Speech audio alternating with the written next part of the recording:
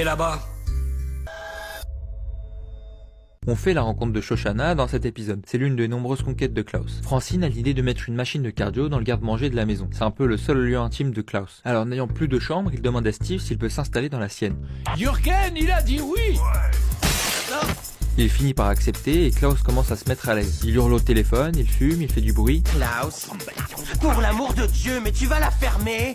Puis un jour, en rentrant dans sa chambre, Steve fait la rencontre de Shoshana, la nouvelle copine de Klaus. Alors qu'est-ce que tu penses de Steve? Je l'aime pas. Ça va tellement bien matcher entre eux qu'ils vont se marier. Alors Klaus organisera un enterrement de vie de garçon en invitant Stan, Jeff et Roger. Ils vont passer un super week-end et Klaus réussira à cocher toutes les cases de sa to-do list. Sauf que la soirée va finir en bagarre et ils finiront enfermés dans une cage au sous-sol. Alors pour éviter d'être en retard au mariage, Stan aura une brillante idée pour sortir.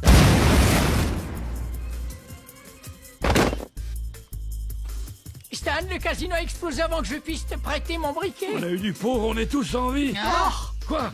Qu'est-ce qu'il y a? Je suis blessé? Et ils vont se faire courser par les chiens des proprios. Ils vont réussir à trouver une voiture pour s'en aller, mais Klaus jettera les clés par la fenêtre. Alors Stan va comprendre que Klaus fait exprès de leur mettre des bâtons dans les roues pour ne pas y aller, puisqu'il a peur. Il réussira à trouver les mots pour le rassurer et ils prendront la route. Ils arrivent finalement à l'église, sauf que ce n'est pas le mariage qui a lieu, mais un enterrement. Baos, il est où ton mariage? Il n'y a jamais eu de mariage de prévu.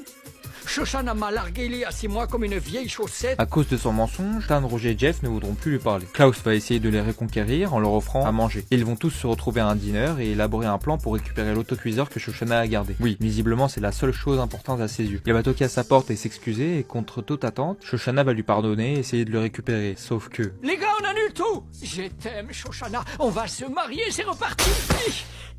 C'est bon, je l'ai, Klaus. J'ai l'autocuiseur.